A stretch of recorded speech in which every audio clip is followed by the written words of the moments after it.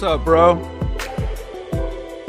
Freedom African, how you doing? All right, good. I'm assuming we don't. What's up, James?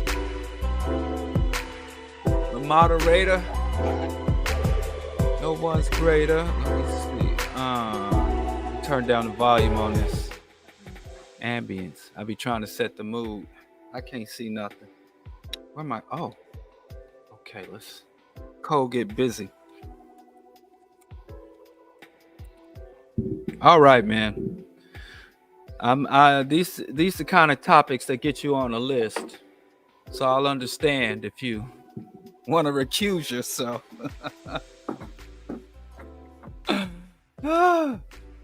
Hey man, you know, I talked to my boys about this before stuff, you know, like especially like before they go compete or something. I say I don't want you ducking no smoke and we ain't tucking no jury. All right. We were having this conversation at work a few days ago, where one of my colleagues was, you know, basically doing what a lot of people do when Israel is aggressive, right? They will say things like, "Oh, I don't really understand what's going on. I don't know enough about it." And I'll say, "Hey, some things are complicated. Some things are just really right and wrong, you know." And we just kind of start walking through, you know, some of the origins of that conflict. And one thing that I did say was that I think it's important to recognize when you can be quiet, but it is a very different conversation to just stand silently when you see wrong things happening. Like I just don't understand how that works. You know? Well, I mean, people completely lose their moral compasses, you know, and it's really weird to find that the whole, it seems like everybody on the internet then had baby fever. All of a sudden, in the last couple of weeks, less than 2 weeks, dead babies are just a tragedy and so wrong. As if, you know, what do they say? Upwards to 50,000 children die a day in the globe, preventable disease from contaminated water and malnutrition. When the global agricultural system produces more than twice the amount of food we need to consume, over almost 40% of all food that is grown, harvested, and processed is wasted. Water decontamination is a basic science that humans have also mastered. And so it's really funny that the whole world is talking about, it's wrong for children to die at this juncture, out of nowhere. And it's funny that was the whole, it's funny because it took me back to Go to Meyer. And Go to Meyer, I think you should look, anyone who wants to really understand, you know, how deep and how brutal and how anti-human Zionism is, they should know about Golda Meir. She was the first female prime minister of Israel, and she was, as bloodthirsty as she was a magnificent propaganda and tactician. And one of her famous quotes was, "We can forgive the Palestinians for killing our children, but we can't forgive them for forcing us to kill theirs." And so they've always used the children, and right-wingers and fascists, if you watch throughout history, even in this country right now, in certain right-wing and fascist and reactionary movements, they always talk about the babies and say, will someone think of the children? And that's always the point when you find people say, oh, the children, won't someone think of the children? You pretty much know they're trying to manipulate you because, you know, children and puppies, you know, when they come at you with that about a very adult situation, not to say that I'm indifferent to the suffering of children, I am not, But when people who facilitate the death of tens of thousands of children a day, meaning, corporate elites, governmental agencies and governmental elites, people who can prevent the death of thousands of children and profit from the death of thousands of children, all of a sudden start saying and promoting in their media, oh, think about the children. It's a scam and a shakedown. I mean, even like folks that will swear that they're Christians, when they get to talking about something that they disagree with and the impact that it has on children, and I'm just like, wait a minute, bro. There's a whole lot of things that have impacts on children that I ain't heard you say nothing about, and I just think it's, really interesting when you can pick and choose when children shouldn't be murdered. I'm just have to tell. We have to tell the truth about everything and everybody, even those are things and that we tend to like, right? Yeah. I have to say to you, Christianity is very pro dead children. I mean, I don't think it's a contradiction for any Christian to be pro dead children or be indifferent to the death of children. I mean, didn't God kill a bunch of kids for laughing at a bald head man? Didn't God pretty much define children as property of the Father? Hey, my favorite one. Every firstborn child of Egypt. Hey, man. The dead babies under the flood. I mean, I don't know. Look, I think we all love Christianity until some Christian shit happens. But look, bro, them folks was like, hey, man, we enslaved. God, come get these folks, man. That was the original. And God, right? Did they say, God, come get the babies? They want, man, come. We want them to suffer, God. Like, that's why it's like this. God agree with it, man. But whoa. But you can't blame the people who called down God's retribution, because didn't God know He was going to do it before it was done? Hey, man, them folks. Didn't He know me before He formed me in the womb? In the womb, yeah. Didn't He know what He's going? Doesn't He exist in all times at once? Omnipresent. All times. Isn't He all-knowing, omnipotent? And so you can't say it don't. I mean, prayer is probably the most irrelevant activity you can engage in, because God already knows. God, thine will be done. Don't put that off on the Israelites, bro. Them folks was with the bombings. I just saying. If I see a Christian said, "Fuck them kids," I'm not going to say they're violating Christianity. Well, I'm just going to say, what did He say? If you don't honor thy mother and thy father, what happens to you if you fail to honor thy mother and thy father? I'm sure there's going to be some smoting and smiting going on. Yes. I will disagree with a Christian who advocates violence for children, but I will not accuse them of contradicting or going against their faith. Hey, man. Because abuse of children is consistent with Christian dogma.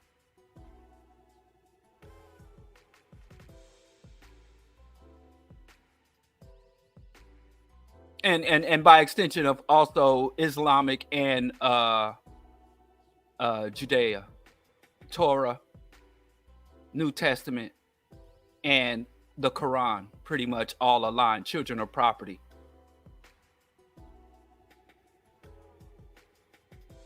But anyway,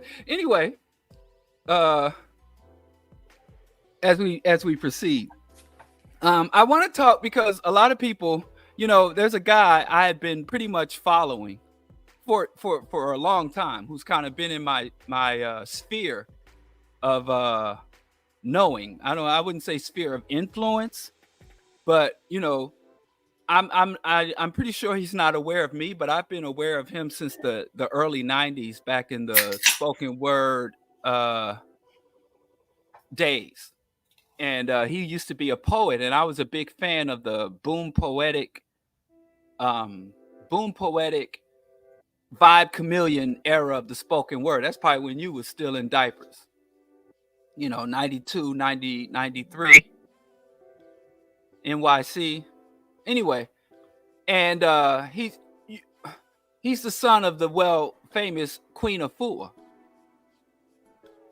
And his name is Supernova Slum. And he blocked me the other day because I was sitting at this very desk. I wasn't even really paying attention to anything, but I was at this desk working. And the notification came up that he's gone live. And anyway, he came on live and was talking about violence, and about people condemning violence and attacking Hamas and denouncing Hezbollah and just really going on. And he was like, fuck Hezbollah, fuck Hamas. And I said, do you say fuck the IDF and fuck? And so he said, yes, I'll say fuck the IDF. And I'm like, you didn't until I brought it up. And then I said, and then he was like, no, both of them are wrong. And then I said, I wanted to ask him, do you say fuck the United States military? Because he's a military veteran. And I also wanted, before I could get to that, I said, you can't both sides genocide. But he blocked me. He blocked me. So I don't know where I'm going to get my chlorophyll. and I guess I'll have to go, where I'm going to get my other vegan supplements. Because that was the source for a lot of my vegan insights. So anyway, I think Black people, our very concept and understanding of violence, well, I think everybody's concept is confused, but since our audience is mostly Black folks, we might as well just talk to them and our particular confusion about violence, retribution, and revolution. So, but I see that I put in the on the thumbnail terrorism. And let's first talk about violence as terrorism, because for a long time, Noam Chomsky talks about this in detail. I can't name one of his books. I mean, Noam Chomsky wrote too many goddamn books, and I read too many of his goddamn books. And so when I want to quote him, I might quote one of the wrong books. We got a bunch of nerds in the chat. Well, actually, that was on Power. So I hate being corrected. My wife will testify to that. So I'm not going to say which book it is, but there's one chapter in one of his books where he talks about the U.S. and Israeli government wanted to create a formal definition of terrorism. And they kept amending and changing the formal definition of terrorism. What was that? Why did it go up? Hold on. You hear that?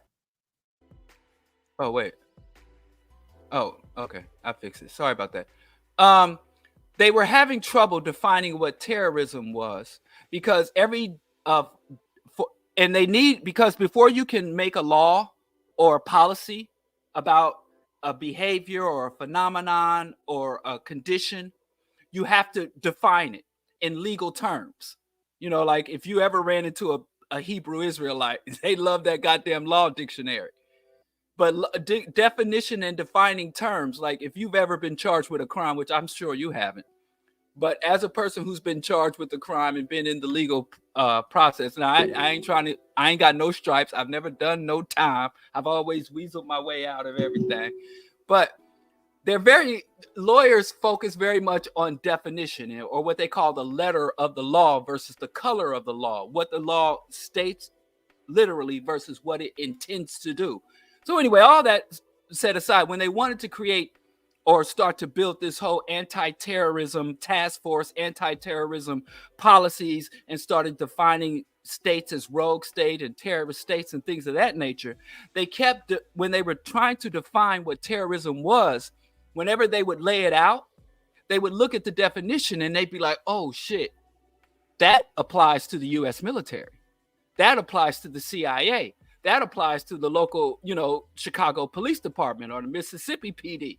So every time they defined specifically in legal terms, and especially in terms of international law, they kept struggling to create a definition of terrorism that would include the Palestinians, the PLO at the time. Hamas wasn't really a factor in that time. That would include rogue nations, that would include the communists, that would include Castro, that would include Che Guevara. How do I define Che Guevara's behavior as terrorism while taking the Army Rangers and the Army Special Forces and their violence will not fall under that definition? So that's why even though many of us in the common, we like, oh, he's a terrorist, or that's terrorism, or we looked at the media and we hear them denounce terrorism or denounce a terrorist, we always assume, everybody assumes they know what terrorism means and what a terrorist is. But I don't think most people really comprehend what will get you classified as a terrorist in terms of the legal definition, in terms of the law, the word of the law versus the color of the law versus common sense or informal understanding of terrorist and terrorism.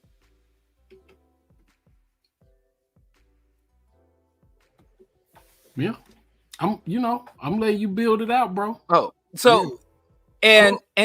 And so they found a word that they really liked, that they injected into terrorism. So now when you look up the definition of terrorism, most people say, oh, terrorism is violence for political violence, or violence directed at civilians for a political aim, right?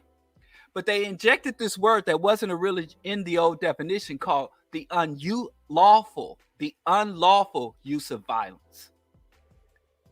So terrorism is not bombing people, not killing civilians, not intimidating. Terrorism is the unlawful engagement of those things. So if you are lawful, and then you have to ask yourself, who determines who and what is lawful and unlawful? Because you could say, bro, Diallo went out and harmed this family,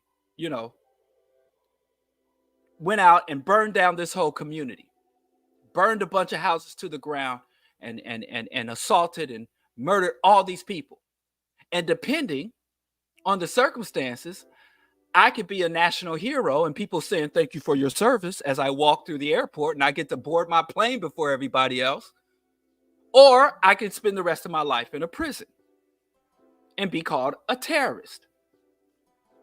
And because terrorism is literally just the unlawful and get people unlawfully engaging in everything that governments, military, police forces, multinational corporations, private military forces, private security firms, all of these entities engage in power that are lawful, because law is made by the government, and we understand government is pretty much controlled in this epoch of political history, is controlled by multinational corporations. We can distill terrorism down to one thing, and that's basically anybody acting out of the interest and permission of the state or multinational corporations. So if you engage in violence that is unlawful, but lawful violence, and now we're to the point where militaries, government militaries, and multinational corporations engage in all of the terrorism. And by definition, we can't call it terrorism, even though it's identical and at a more intensive scale of the people we are allowed to call legally terrorists. And we have accepted this. We weren't consulted as citizens. We weren't allowed to vote on it. This was not a democratic decision.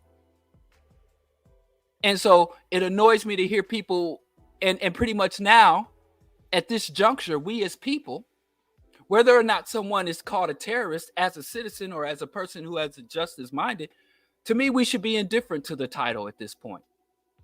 Because literally, Nat Turner is legally defined as a terrorist. Just like, seriously though, it's not funny. Harriet Tubman would be defined legally as a thief. She stole herself, and then she went and stole herself away, and then she went and stole a bunch of other property. Yeah, Born Center put in the chat, chattel slavery was law. Yes. And that's absolutely where my mind immediately went. Like slavery was legal. Uh Domestic violence was legal, right? Like it was legal to hit your wife. Like that was not a violation of any law. So the law doesn't mean anything. And I think that's one of those things, to pivot just slightly, right? When people talk about, I use your term ball chasers and rapists and these other evil folks, will quickly say, well, they were found not guilty. But that doesn't mean anything to me. Like I have to use my own mind and come up with what I believe is right and wrong. And then that's the standard, right? Like not what power says is the standard. Cause we can't, no, that's not it. So the one question I have, to your definition, when you say it's unlawful use of violence, and then power upholds the law, like that's how we get into slavery was legal and things like that. What, because you're big on semantics, what is a term that we could use to kind of capture the idea that one person's terrorist is another person's hero? Like Pancho Villa, Nat Turner, what's boy name that let Custard have it? Whoever the boy was from the Cheyennes that gave Custard that work. What do we get to build or define in a way that we can then begin to use to kind of highlight that contradiction? What's some language that we could use? Well, I think I still go with the common terms. To me, it's leftist violence or right-wing violence, liberatory violence versus repressive violence, decolonial violence versus colonial violence, anti-imperial violence. So whenever someone commits an act of violence, you have to ask, it's really defined, again, a term I really don't have the right to use, but I just think it's such a wonderful term that I can't think of a better way to say it. Sin is not what you do, but the spirit in which you do it. So that's how I define whether or not I can sanction or support violence. Well, there's that scale. Is it revolutionary violence or reactionary violence? But another thing I say is, how is the violence directed? Because there's only 3 types of violence. I mean, well, if you read Down Risings, he has much more complex. Where is it? I think I have that book. I took it back downstairs. But there's a comprehensive book about violence in all its manifestation called Down Risings. But I don't want to get into that. There's basically 3 types of violence, or any violence that you engage with, or you observe, or you're subjected to, or you impose on somebody can fall into 3 categories. And that's descending violence, lateral violence, or ascending violence. And descending violence is when you are engaged or committing violence to someone who's lower than you on the hierarchy. And that's not just the economic, but the social, political, racial, theological hierarchy. When you commit violence against someone who is lower than you on the hierarchy, that is called descending violence. And that is the most common, not only is it the most common form of violence, it is the most socially acceptable form of violence. It is the form of violence that we celebrate. It's the form of violence that most often falls under the category of lawful, and it is the form of violence that goes unreported by and large. Then you have lateral violence. That's when people on the same level of the hierarchy engage in violence against each other. And the final form of violence, and I think that is the only just form of violence, that in terms of advancing the interest of the people, is ascending violence.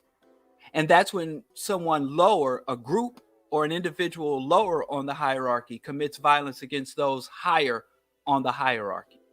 And that is the violence that only that form of violence you'll find is defined as terrorism. Only that form of violence. No other form of violence, lateral violence or descending violence, is defined as terrorism. In fact, the people that come to mind when we most often hear terrorism due to our Western propaganda and our own indoctrination, when you think violence, you think Muslim, Middle Eastern. When you think terrorism, Muslim, Middle Eastern violence. But the vast majority of the victims of Islamic terrorism are other Muslims.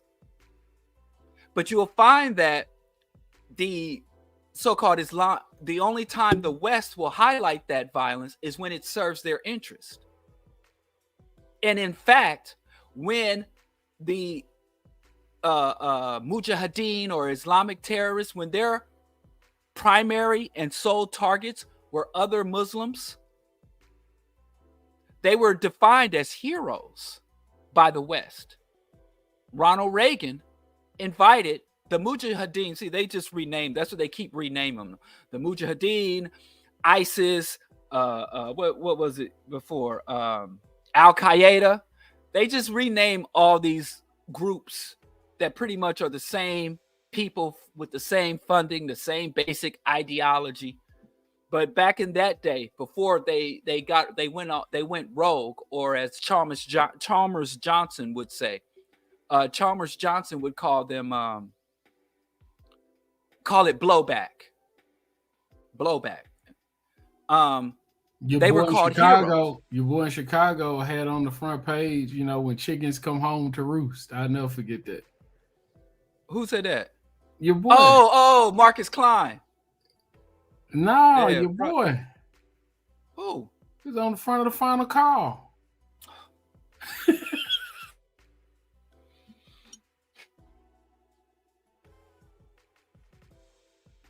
Chi-Town, your boy. Okay. Yeah, I see you threw me for a loop. Got jokes. So anyway, in terms of violence, we understand that the United States is understood by most of the people outside of the United States as being the Jeremiah Wright. Okay, where he at? Is he still? Where is he? Has he gone on to glory? What's he? I ain't heard his name. His name used to ring out. No, he's still with us. I guess. Man, he was the Jeremiah Wright. Man, he was right about some things, wrong about others. But anyway, so back to violence. So anyway, we understand that ascending violence is the violence that is defined as terrorism or terroristic. And because U.S. citizens specifically, but the masses of people don't really have any type of class consciousness, it has essentially been obliterated, especially in the West. When our oppressors, when our elites say that they're under attack, they're able to go and say we're under attack. And we say, oh, we're under attack. But like Dead Prez said, they wasn't aiming at us. They not coming for us. Oops. Let's see. Yeah, like to just kind of jump in at this point, that's where it gets really interesting. And I appreciate the growth that you and Jared have had, and just kind of reframing some of the things that I've thought and read. But this idea that we still see ourselves, as like a part of America, like our Americanness comes up when America wants us to be rallying with them, but we are quickly put down and put to the side when that doesn't when we are not needed in those rooms and in those meetings, right? Like, excuse me, we don't ever really think about beyond that. Yeah. And then when you talk about our class consciousness, black celebrity can remember when Puff Daddy was telling us that he wanted to buy a football team, and how it was about us and what we needed to do, and this was for the culture, whatever that means, and like kind of throwing and stacking all of those terms together to get black folk to kind of support him in his particular ownership thing. But when his artists were talking, like, it wasn't nothing collective about the way that he was kind of taking, all of their work, what I'm saying? Like, there was nothing collective about the structure of that, and I just often think about how, even, people can say what they want, but even with Deion Sanders, right? Like, man, Deion Savior. Man, you would have thought Deion Sanders was, Colonel Sanders. You know what I'm saying? Like, boy, like, you would think he came up with man. Look, that boy was Thomas and Carr and Fred Hampton and like anybody else any other black person that you would put on a t-shirt. He was all enrolled into one. And the way that why you speaking past tense? Oh, well, still is. Right? You like folks just like look at what Deion doing for us.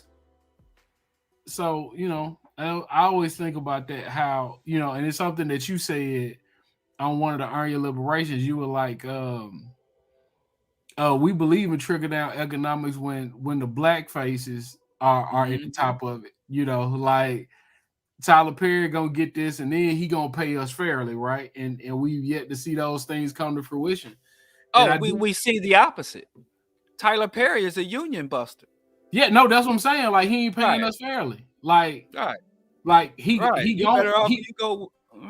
And then when he doesn't do it, is he can't do it yet because the white folks stopping him. Well, hold on, whoa. Like, is it Uchi Wally? Is it one Mike? Like, I just think it's one of those things that like we just really want to pick and choose the lie. Yeah. And I think it's like some class illusion in there, but it's also just like I just don't quite understand it. You know what I'm saying? Like, just in like a real, like just from a purely nuts and bolts position, right? Like,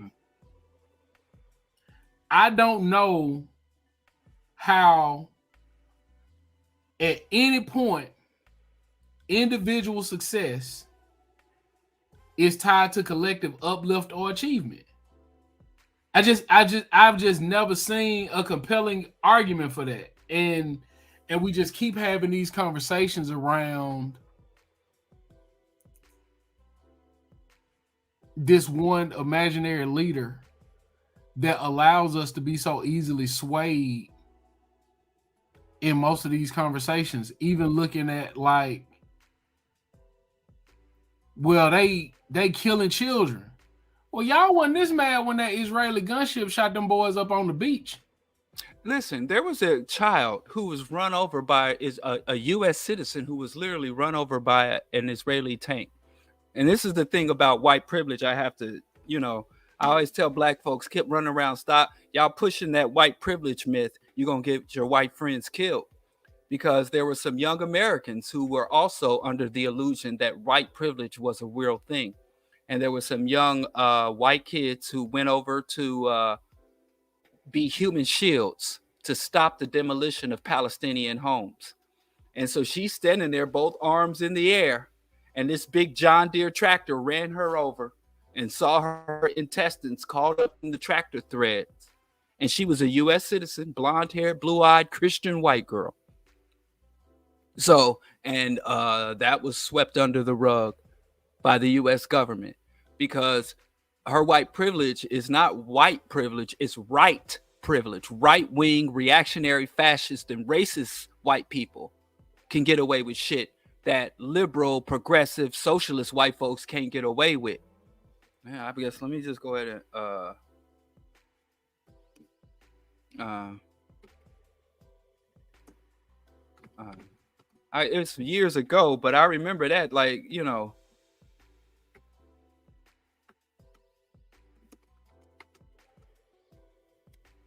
Let me see, what's that? This was a while ago. I'll pull her name up. I just can't remember her name. And all the Israeli citizen. Sorry, hold on, give me one more second. Man, it was a while ago. Anyway, on violence, let's talk about for violence, because do you take the position that violence is wrong and violence is never the answer? No. Jesus said, if a man have not a sword, let him sell his garment and buy one.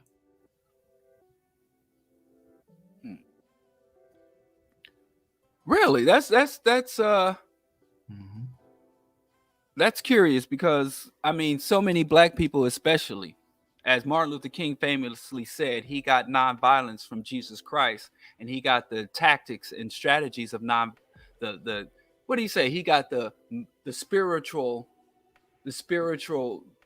rationale from Jesus, and he got the tactics and strategies of nonviolence from Gandhi. No, Jesus was with the shits, bro.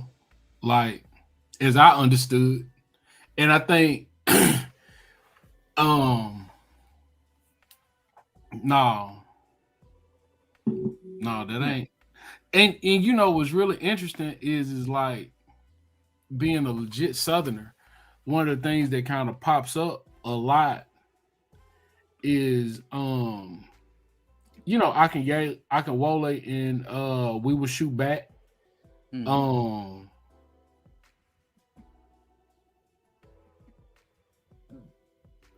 I was always told, like, taught even as a child, like, you stay away from over there, right?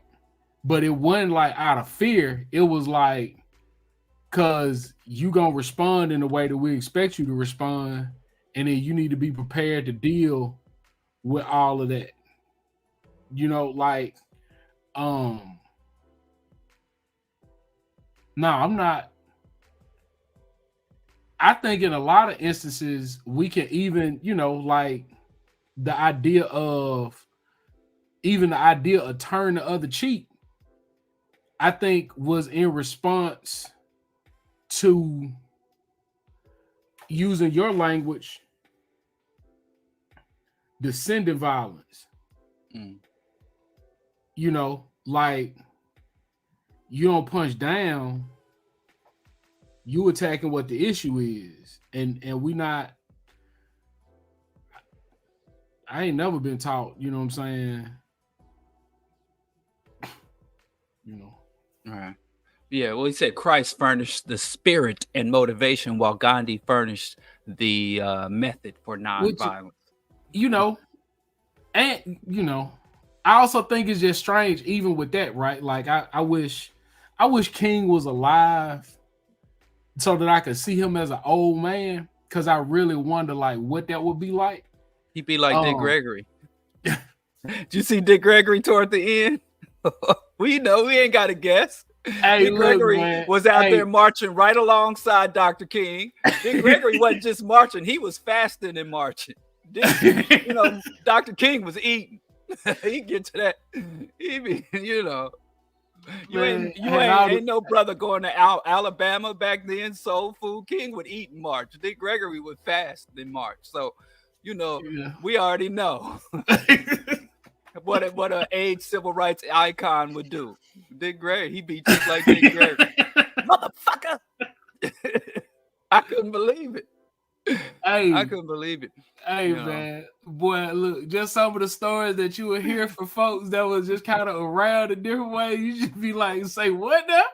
Hey, let's say, yeah. I love Dick Gregory, man. I went to see him at the Billy House. I seen him live a few times, but I saw him. He had went off.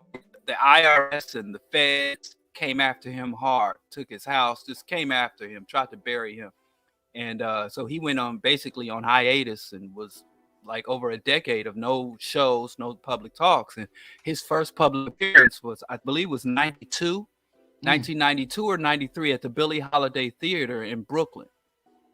And I went there and I gave my ticket. I went by myself because I'd be like, let's go see Dick. When people used to say Dick Gregory, they used to talk about diet drinks and shit. Yeah. I didn't know that Dick Gregory. Because I grew up reading his biography, Nigger. I read Nigger and I Dick Gregory's political primer. So I always knew Dick Gregory as a civil rights activist and a writer. But Dick Gregory's not a very unique name. So people be like, yeah, give me that Dick Gregory. I was unaware. I never tied those two together. That's because I'm like, that can't be the political dude. And so I went to see him, and he came out on stage passing out ripe bananas and fruit to the audience. You got to make you a smoothie. You can't be eating. You can't be eating every day. And he was passing out. Yeah, that was wonderful. But yeah, I got so many fond memories. And what was really funny about Dick Gregory was, whenever white folks would pay to fly him out somewhere, he would always go to the little juke joints and the churches and do free shows off the back of the white money the white folks put up. And he'd always come in there and be mad because it's like, stop telling these white folks I've been seeing flyers and stuff out here. These white folks flew me out for 2 days and I told them to pay for 5. Here I am. And he used to come to all the backwoods area, man. And he'd be so mad when black folks just do word of mouth because I'm here. Y'all didn't pay to fly me out. Y'all ain't paying for my food, my hotel room. And he'd do all these. Del Jones used to do that too. And do all these free shows around the hood. And or $2, $3, $5 shows around the hood after charging $45 to give a lecture at the local university or some shit. Yeah, I mean, this was crazy about that. When I would get a gig at a school or something like that, you know what I'm saying? I was on the same thing. Who out here getting to it? And I thought until this conversation right now, I thought that was me thinking like that. So to know that that's what we've been on, because my idea was from the segregated the show. So you would do one show for the white folks, and then you would do another set at the black owned spot. So I was out anyhow, but I don't know, man. I would love that in the 2000s. He was doing that in the 90s. No, that's what I'm saying. Yeah, he was doing that well after Jim Crow. He was just, But I'm just the reason I brought up King was to think about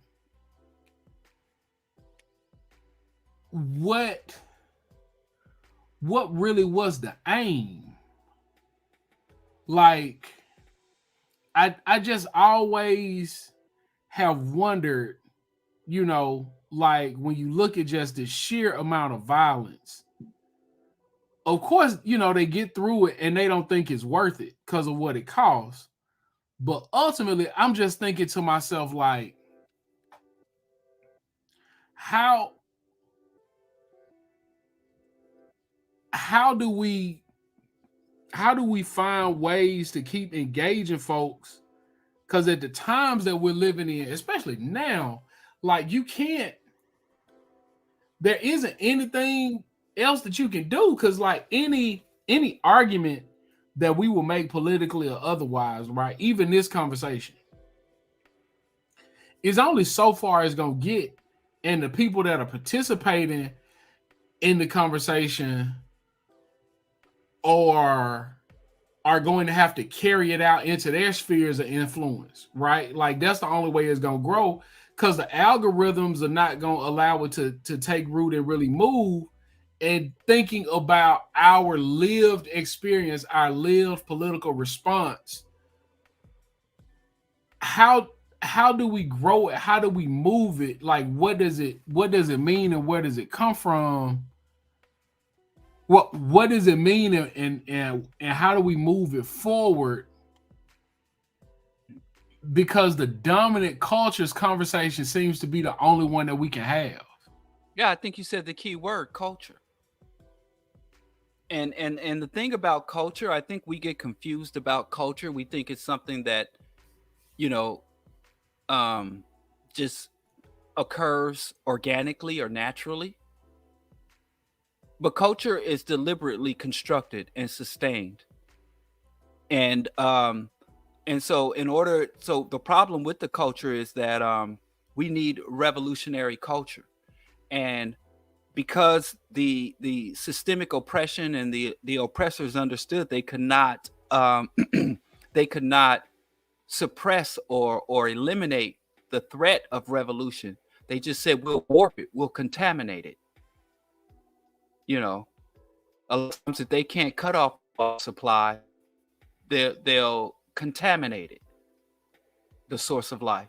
I mean, that happens literally and figuratively. That's not just a metaphor, because I mean, in many of its attempts in Cuba, the United States was known for poisoning and destroying livestock and crops in Cuba. So they distort the concept of revolution, and African people's culture has been contaminated. And we really thought that integration would just mean, and equality would mean equal access, equal opportunity, and full recognition of our rights as citizens.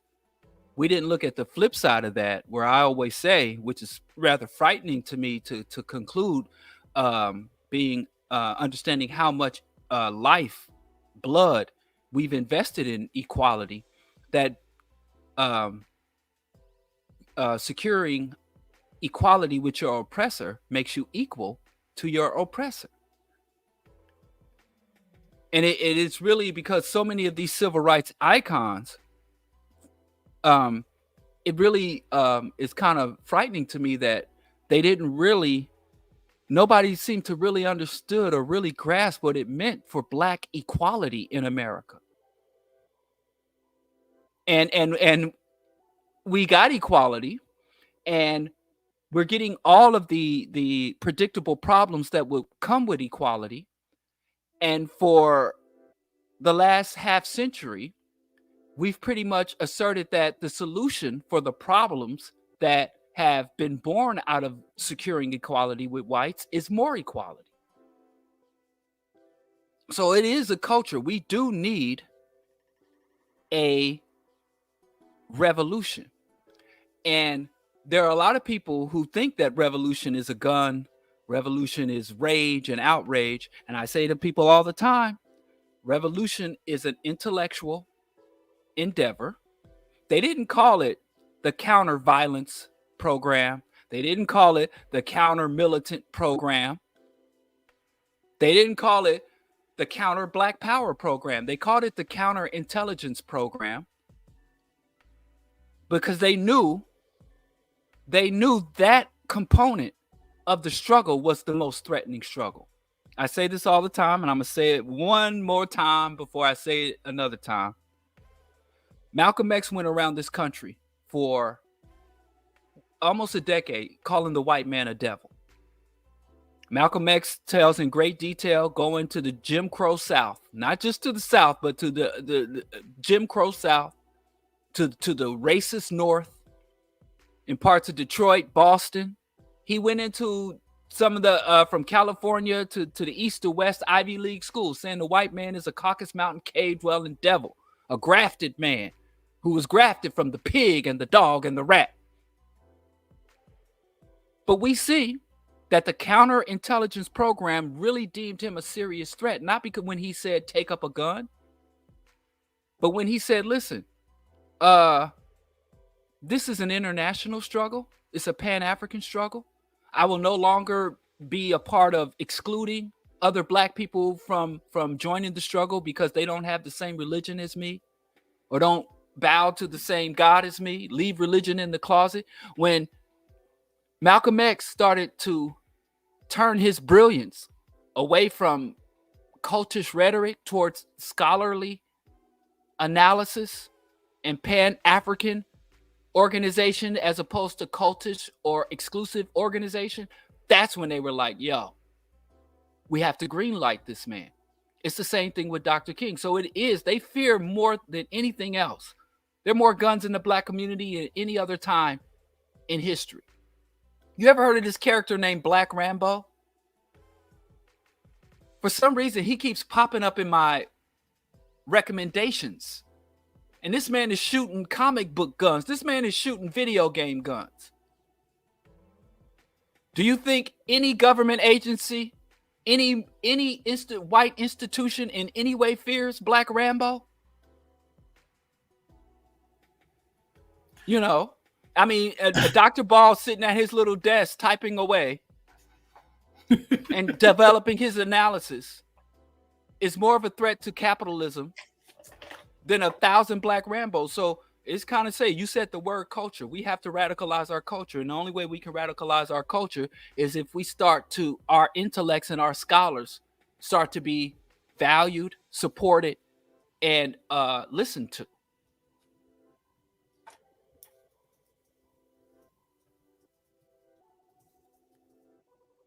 So it is our culture. But I have another, because I'm glad that you said that violence is not wrong, inherently wrong.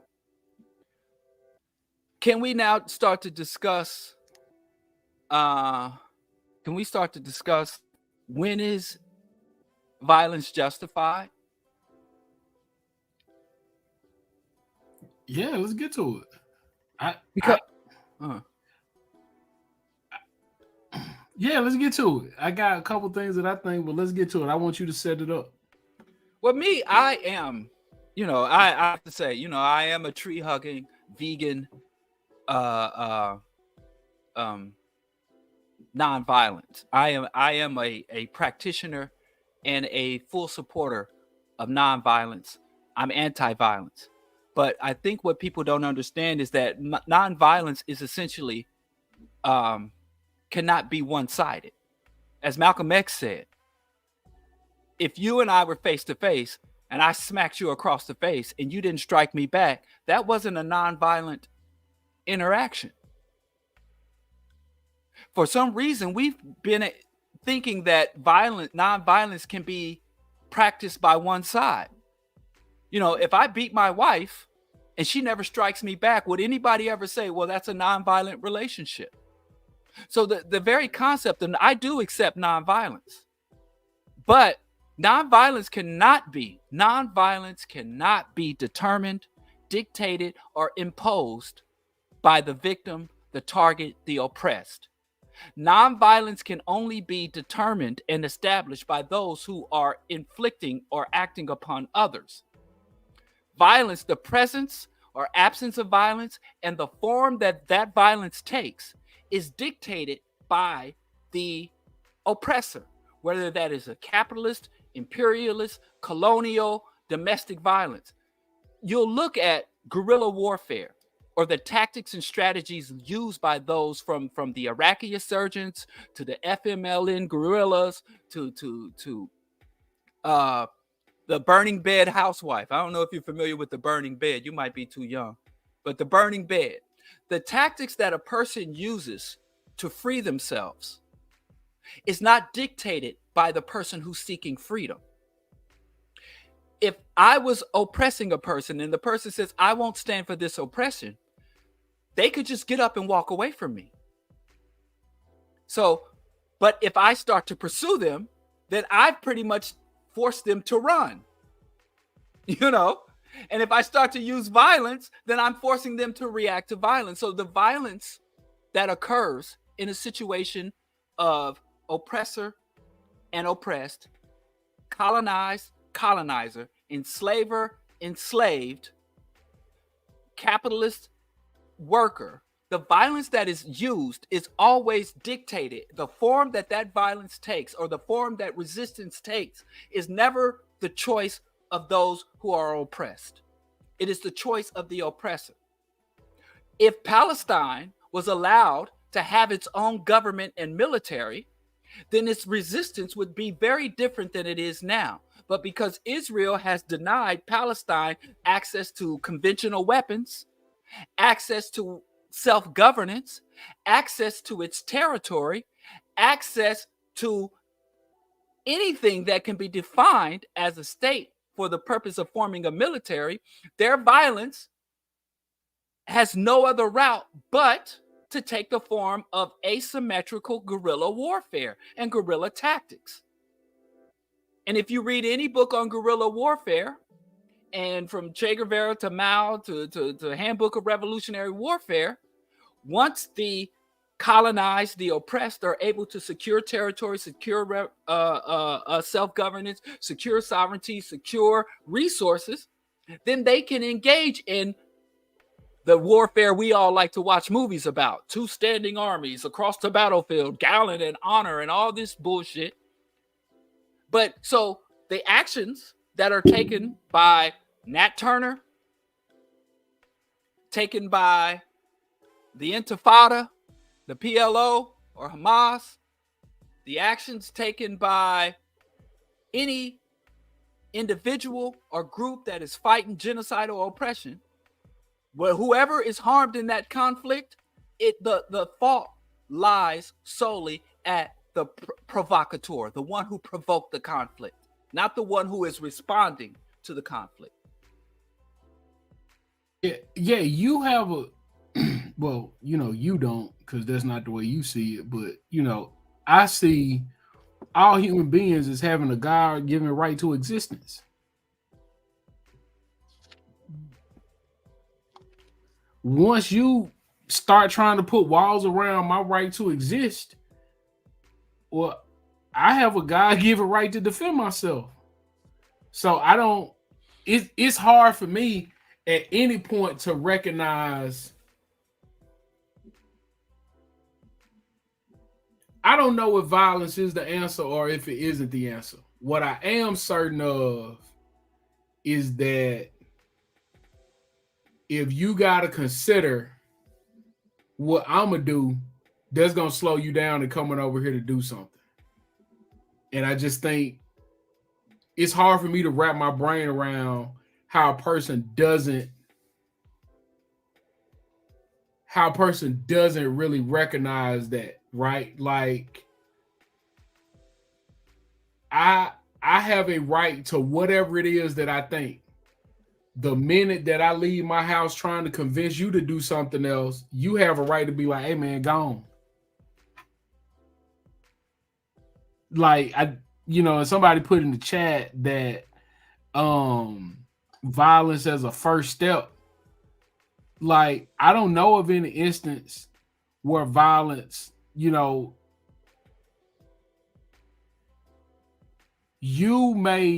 second person plural, may attempt to stop me without using violence in the form of a gun, violence in the form of a stick, right?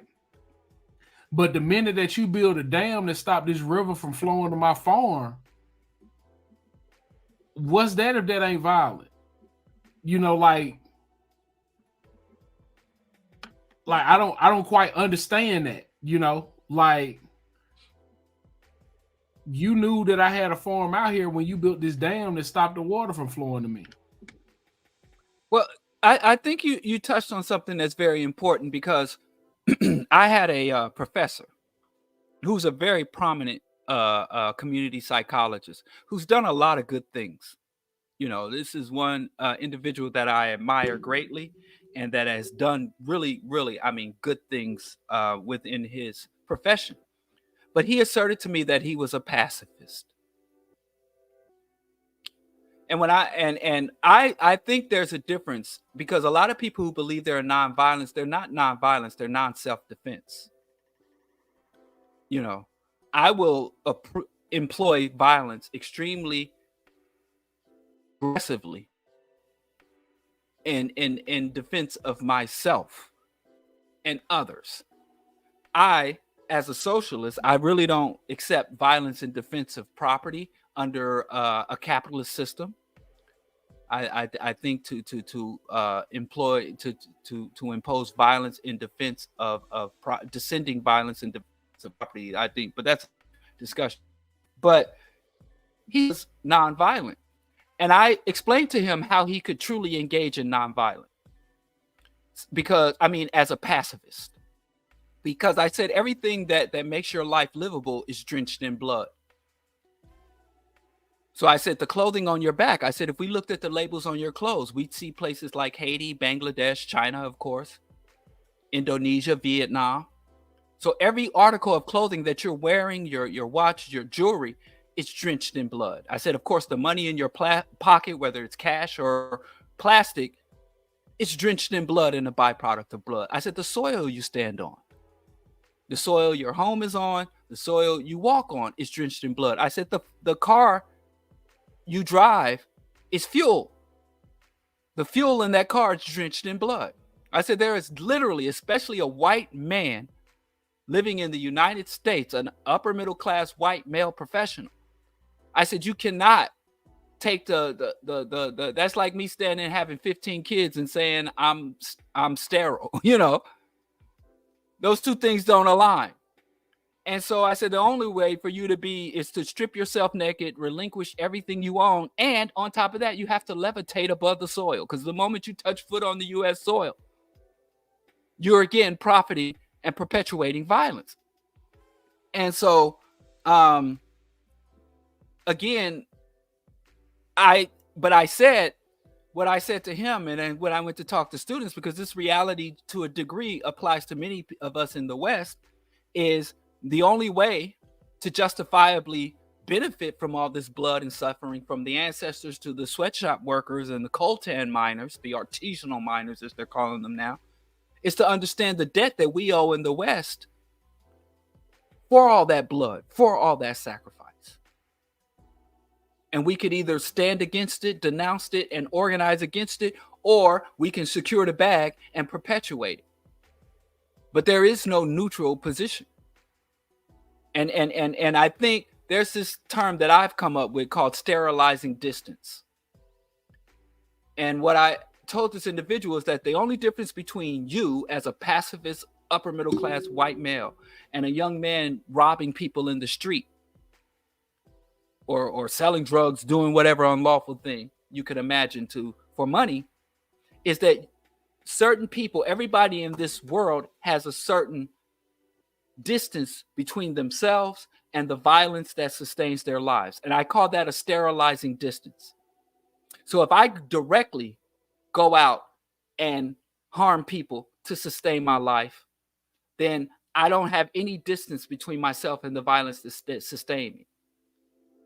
But if I'm like a gang boss and I give other people the orders to go out and commit violence for my wealth, then that's one step away. If I'm a CEO, or if I'm a ball chaser with $1 million sneaker deal, then the violence that allows Jordan to be a millionaire, he's a million miles away from the violence that made him a billionaire. So what people who claim they're non-violent or they're not violent or they don't do violence or I don't commit crimes, what they have is a sterilizing distance. The more distance you have, physical and economic distance you have, you know, it's like the distance between going to Kentucky Fried Chicken to buy your chicken versus going out to the barnyard to break the neck of the chicken, rip out its guts, pull out its feathers, or versus having somebody serve that up for you. And it's really weird when I see people who eat animals talk about, oh, I hate to see animals. They can't stand the sight of blood. They can't stand the sight of intestines and internal organs. They can't stand the smell. They can't stand the sound of the screeching of the animals. That's sterilizing distance between the violence that is sustained you. And I always hear where people, I won't get into that. I'm not going to get on the vegan soapbox. I think I kind of made my point. So generally, when you engage with somebody that claims that they don't, I'm not into violence, I don't break the law. The only reason you don't have to break the law is because other people who break the law on your behalf. And you have a sterilizing distance between yourself and the crimes that allow you to live the lifestyle you live. Yeah, that's it, bro. I mean, I killed the chicken before. You know, shame on you. Yeah, did that. Shame on you. Did it. What's the chicken do to you? I ate it too. I killed it. Shout out to my brother. You know, like,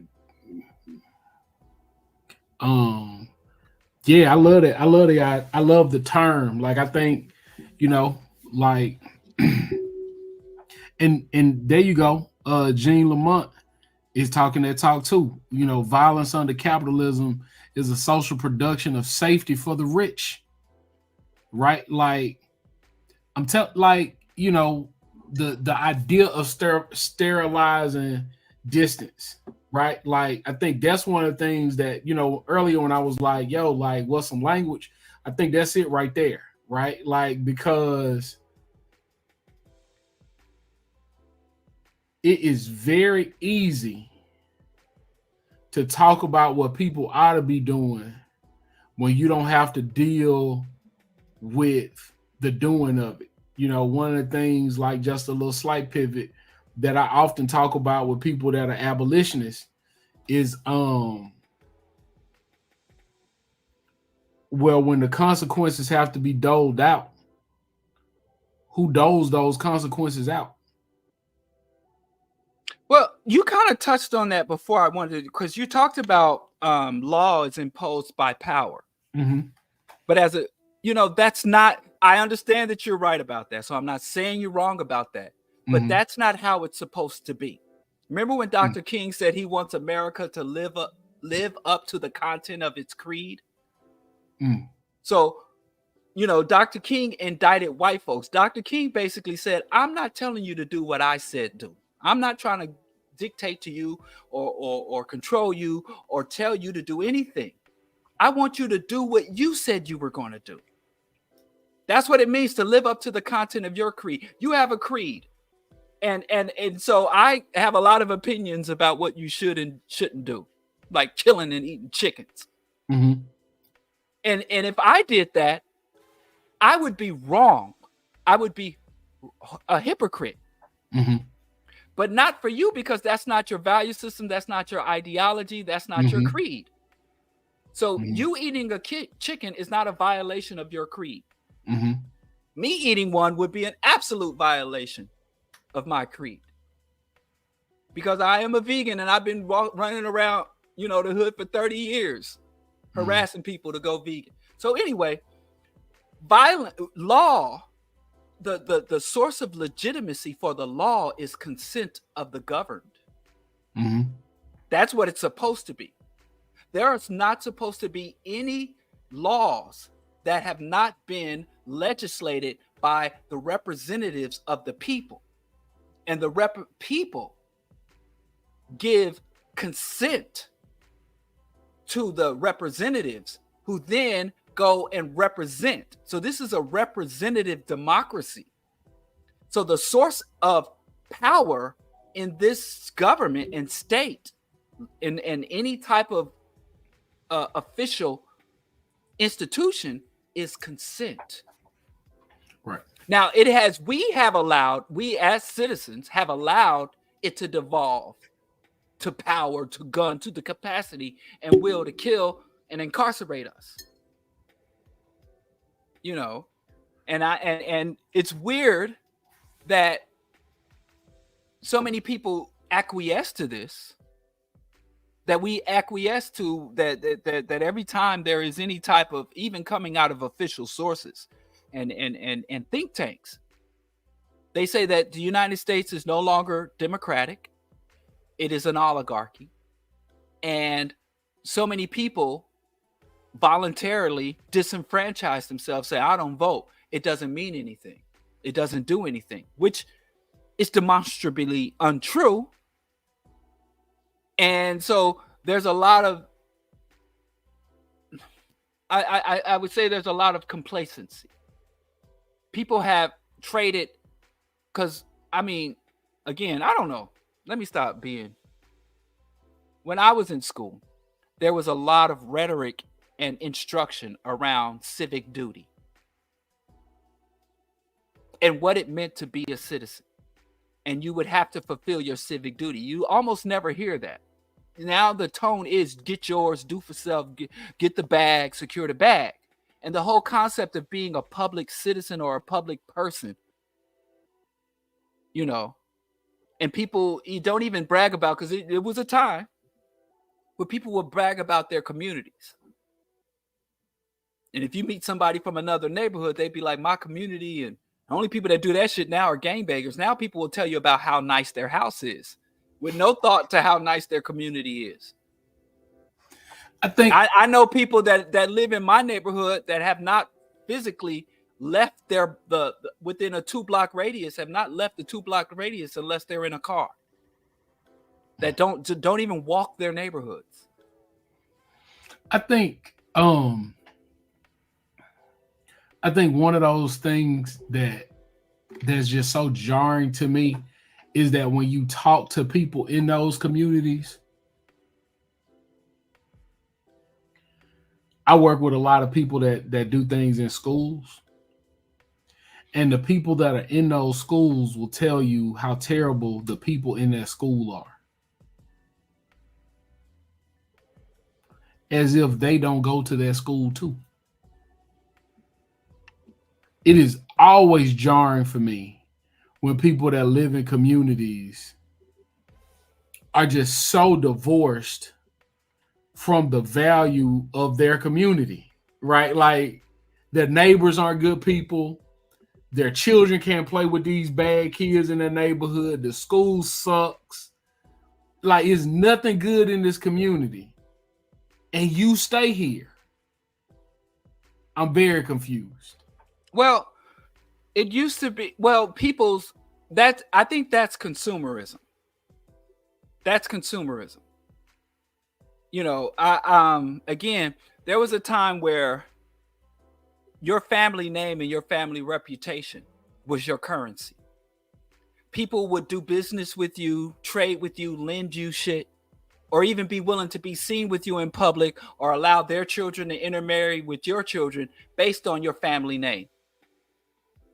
And even if your family name was mud, you could redeem yourself. Now it's about your personal income. Like a woman, there was this article a few years ago that went viral where this woman said she wouldn't date a man with less than a 780 credit score. As if a murderer, as if an immoral predator couldn't have a high credit score. And you know, you used to talk about people according to their family name, like, oh, that he's a Johnson, you know, and he's a Johnson. And no, he don't here. Oh, here come one of them Smiths is coming up. One of them Smiths is coming. Oh, don't talk. You know how the Smiths are. They go tell everybody business. Or you got a problem, you need to go talk. Okay, go talk to the Richardsons. Where you would be identified according to your family. You know, when I was coming up, I had a best friend growing up, and he was with the Williams. And the Williams was known to have hands. You know, and there was Williams that I know couldn't fight, but nobody messed with him. Oh, don't mess with that's one of the Williamses. They don't play. And now that is, and I hate to go there because I know our people don't like this, but that's literally a textbook case of Marxist theory of alienation. The more you get embedded into capitalism, the capitalist framework, the capitalist mentality, the capitalist value system, capitalist materialism, consumerism, the more alienated, the more of a unit of production. You're no longer a person. You're a unit of production. You're not valued as a person. You're valued on your output and what you bring in. And so we go from love don't cost a thing being kind of like the love songs and the value system, love don't cost a thing, to broke boys don't get no pussy. I know that's right. So that is the theory, and I say all the time, it's a trap. There was talk. Remember, people always talk about the achievement gap and the income gap. I talk about the achievement trap and the achievement and income trap, because what you got to do to get there. What you got to do to get there. So, yeah, I think again, we got more equality than we know. Because we thought when we were segregated, living in them shanties, that white folks was living good. And we think, oh, we're living bad. We got equality. We got integration. We done desegregated the lunch counter, desegregated the schools, desegregated everything. And we're still fucked up. We're still miserable. We must not have desegregated enough. Let's let's get more diversity, inclusion. But the thing is, even at the height of Jim Crow, when white folks had all the land, all the resources, and all the power, they were miserable. And we look at Ginger Rogers and Fred Astaire on TV and be like, wow, white folks living good. Let's get equal to that shit. So until we pivot away from integration, inclusion, diversity, and pivot towards liberation, we're going to see more of this alienation in more and more horrendous ways within our culture and our community. I think we haven't even got to retribution. So but just to wrap up violence, we accept that violence is not inherently good or bad. And I think what makes violence justified is, again, the objectives. And I think that violence is always the fault of the one who imposes the injustice, not the one reacting to the injustice. And anybody you can't both sides genocide. So anybody's out here talking about, well, the Palestinians carry no fault. These Negroes out here thinking they high and mighty. I denounce Hamas. Hamas is a product of Zionism. All of the blame for what's going on in that particular conflict rests at the feet of the Zionist genocidal settler colonial state. And that includes the deaths on both sides. Only rests with one side. And if you don't like it, you can decolonize. The one step, the appropriate thing to do is decolonize. And that two-state solution is bullshit. There shouldn't be a two-state solution. That's only one state. Number one. Number two, if you don't want to decolonize, then equip the freedom fighters, or equip the anti-colonial forces with conventional weapons and conventional resources. And then you could see a proper war. If you don't like guerrilla, asymmetrical warfare, guerrilla tactics, if that upsets you so much, they only have to do that because they have no access to conventional weapons. So if you ain't going to stop the war, you're not going to properly fund the war, please shut the blood clot up about the tactics that the oppressed use. And I think violence should be determined by the goal, or driven by the agenda and the goal. And ascending violence is always justified.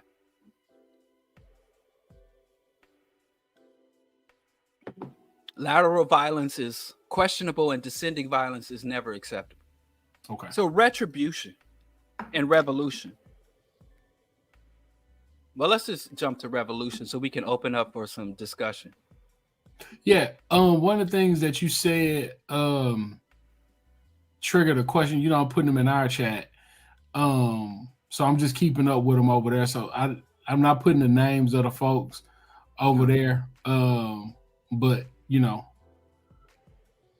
Oh, and can I say one more thing? I had a discussion with a Palestinian scholar. And I got 4 gallons of Palestinian. That's probably where my bias come from. The Palestinians have bought my support. I'm just going full disclosure here. I got 4 gallons of the best tasting olive oil, better than anything coming out of Italy. How long? I've ever had from How the many Palestinian. gallons you got? Well, it was 4 gallons when we got it. How many you got now? I don't know. I don't measure it. You should see my wife and I. It's this huge drum. I'm just saying. So like, I need some of that though. And I have to use all my. I need some of that. Manly muscles to pour it. Yeah. I need some of that. Come through. Come to Chicago. You have all the wonderful Palestinian olive oil you could want, and you're gonna have to murder chickens needlessly. Come through. You down there enjoying all that sun times. Come get some of these cold, dreary, sunless days we got up north. Come, it's almost time. Come dredge through this ankle-deep snow and sludge we about to get up here. Fix your face. But anyway, like I said, full disclosure, the Zionists ain't gave me shit. So maybe I'm not as good a man as I think I am. The Zionists ain't gave me shit. My Palestinian allies have given me 4 gallons of from their own olive grove, and I'm going through it. And now everybody in this house all of a sudden got to put olive oil on everything. God, I hate it. Yeah, full disclosure. But man, it's some of the best olive oil I ever had. And again, I know I'm a coffee snob and an olive oil slob. Other than that, I'm a man of the people. I am of the masses. It's only 2 things I want to retain for myself after the revolution. And that's my oat milk lattes and my Palestinian olive grove oil. Other than that, I will live as the rest, the common socialist commune. And I will seek nothing more for myself than my fellow man has, I promise. More equal than others. Anyway, revolution. Did I interrupt you? Okay. Revolution. It's my position that revolution is an intellectual endeavor. And the reality is, if we study revolutions in detail, problem with the research and study and comprehensions of revolutions and uprisings, we think that revolution is a violent process, inherently or intrinsically a violent process. But what is more true is that counter-revolution is violent. Revolution generally is not a violent process. It's most of the violence that we see, and I don't care, like I said, if it's the Bolshevik Revolution, if it's the anti-apartheid revolution, whether it is the American so-called American Revolution, which wasn't really a revolution, but people. The long story short, what we tend to find is when there is enough momentum amongst the masses of the people, revolutionary transformation is pretty much arrived at through an intellectual, cultural, peaceful means. If you look at a lot of revolutionary heroes that we know, we see them with the guns. We see the even Che Guevara. He was a scholar. He was a man of letters. He was a trained physician. So same thing with Kwame Nkrumah. Kwame Nkrumah used to be hanging out in Harlem hang suites, debating with Dr. Clark, in a cipher, beatboxing and shit. So we'll see that most of our revolutions, they generally say, listen, this is going to fundamentally change. This relationship, this way of structuring society, these hierarchies are unacceptable. And we're going to change. And you'll see a lot like labor unions. The workers would say that's enough. We're sick of being exploited. So we're going to walk off the job. or we're going to put down, we're going to just sit down strikes and wildcat strikes. The slaves would just be like, put down the hoe, put down the sickle. Just, I'm done. I'm not doing this. I don't cooperate. And those trying to continue to impose the unjust system, that's where the violence comes. But then the revolutionaries get blamed from the violence when it's truly the violence was provoked and started and expanded by the counter-revolutionaries.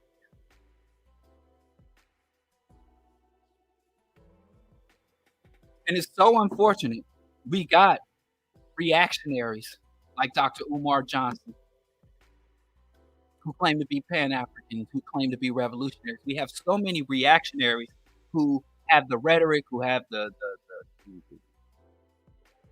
names. They keep putting our ancestors' name in their mouth. Marcus Garvey, Frederick Douglass, and they keep pushing the theatrical components of revolution instead of doing the hard groundwork of truly revolutionizing the Black community and thus enacting Black liberatory struggle.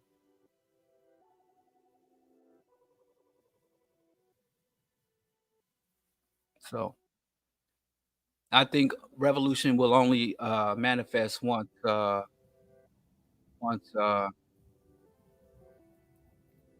fundamental culture changes and our mental, or as our social theories and our worldview is transformed. And only then can we transform the material relationships and hierarchies that we're subjected to. Yeah, I definitely don't have anything different to say than that. One of the things that I do remember though is I talk to the boys about this a lot, right? Like how everything is not going to be fun, everything is not going to be a game, everything is not going to be enjoyable, it's not going to always be good times. Some of this stuff is just work. And I think one of the things that we do a disservice to our community by doing is we keep trying to find all of these 400 different ways to engage. And I think that everybody has to engage in a way that they're comfortable engaging. But it's a whole lot of reading and talking and coming to positions and then holding those positions even in the faces of it being uncomfortable. And that's one of the things that I think is just hard for people to recognize is that help me clean this language up. It's easy to be oppressed. Like you can just get up and do damn near anything you want to do. You don't really have to. You know what you can't have. You know the ways to kind of weasel around to get those things that you're not supposed to have. But when you start talking about wanting to be free, the responsibility that come with that, the energy that you got to put into that, the way that like you kind of got to hold those lines in real and consistent ways, like all of those things, it ain't as fun as it seems, especially because now we largely try to do those things outside the community. And it makes it even harder to be the person that you're supposed to be because you're not in community trying to hold yourself to this standard. Yeah, I think it's so brilliant that you said that it's easy to be oppressed. But that is a relatively new phenomenon. I know some people will think back to chattel slavery or Jim Crow and the era of lynching and discrimination. That they were like, oh yeah, but in this particular era, or this particular era of Black struggle, that's exactly the way they designed it. This book, Dr. Bobby E. Wright credits this book with single-handedly destroying, let me put it on the screen, with single-handedly destroying the Black liberation struggle. Where's that? Oh, here it is. He said this book, written by B.F. Skinner, the behavioralist, single-handedly. Oh, and you get it free? or is that just a sample? You know, oh, wow. Or at least you get a good sampling of the book. But anyway, this book single-handedly destroyed the civil rights movement, because in this book, which pretty much proposes the creation of what he called the technology of control, he came up with a way of basically saying that, how do you give people freedom and dignity and still enslave them? Or in his own words, the most efficient and complete way to enslave a man is to give him the impression that he's free. And they wrote the shit down and published it for public consumption. And so now you even have a lot of black people that say inaccurately, we are our own worst enemies. We do this to ourselves. That is a byproduct. Bro. That rhetoric, oops, what am I doing?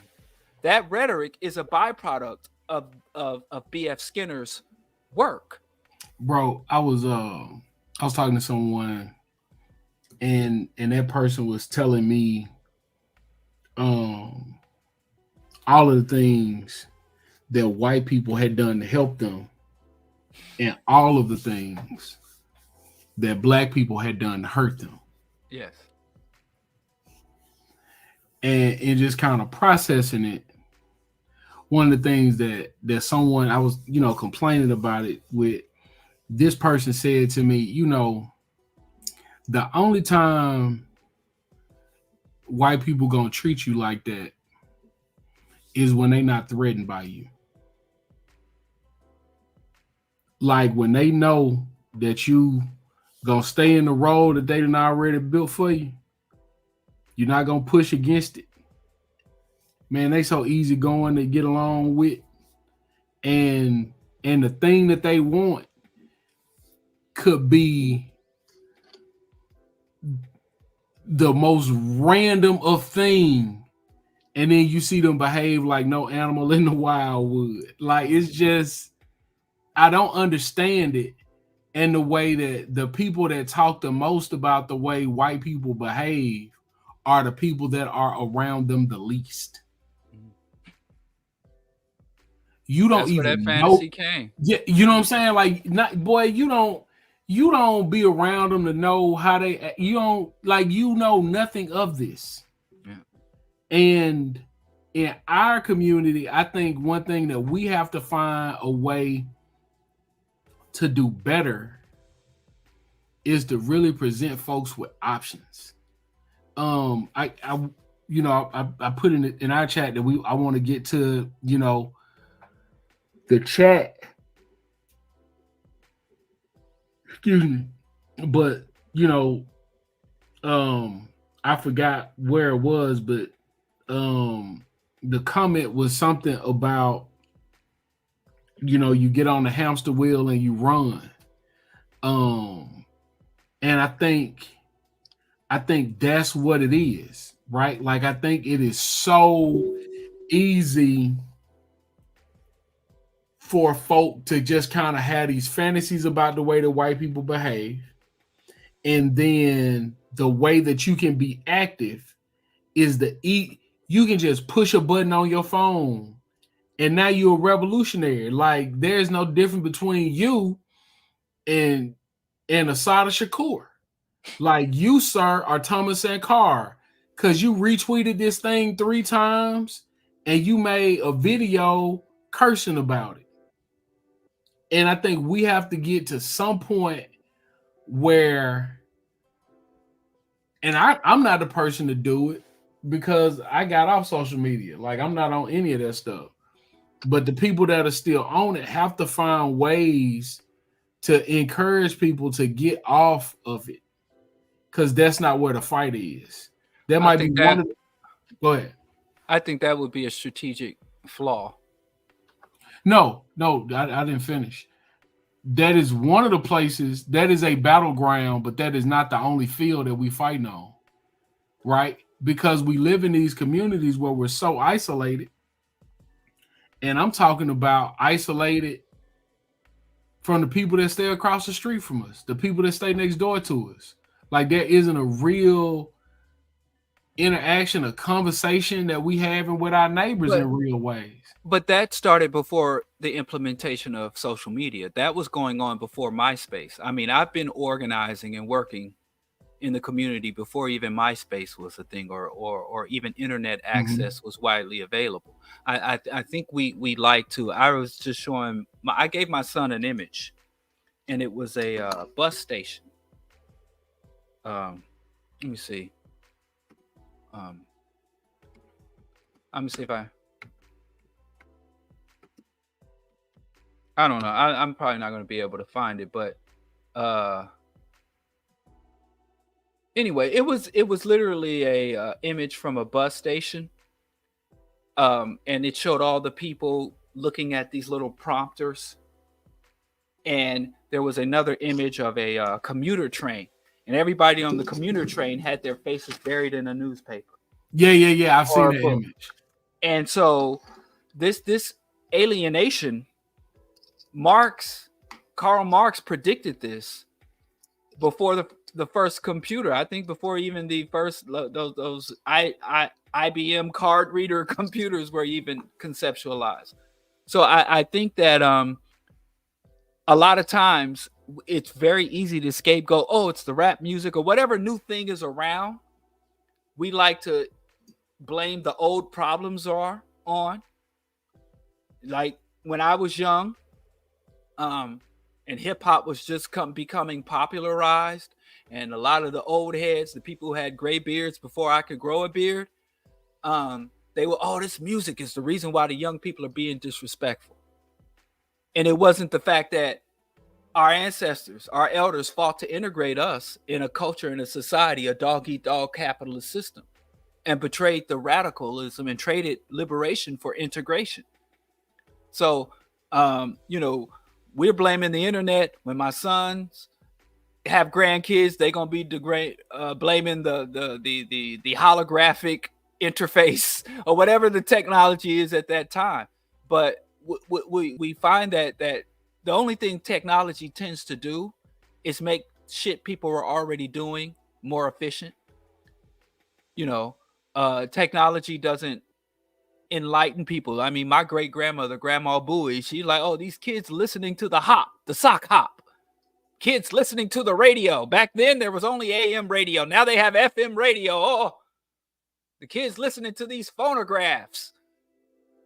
So I think it's more in the the I think it's more embedded in, it goes deeper in the culture. I really don't think it's the technology.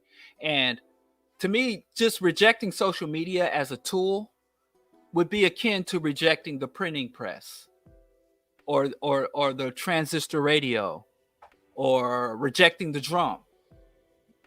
You know, Yeah, and I don't Marshall think McLuhan, huh? I don't think that's my position. Mm.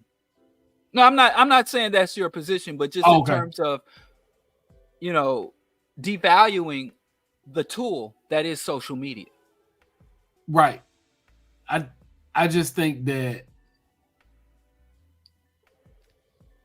I think there becomes a point where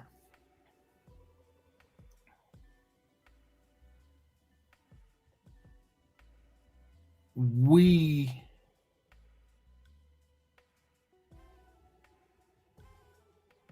I think there becomes a point where we think that is all that matters. Yeah, some people do that. Yeah. And one of the things that I've recognized as I've gotten older, especially being in a weird spot, right? Like I'm too old for young people, but still young enough to remember like old people ain't telling the whole truth, right? Like Mhm. just in that weird spot.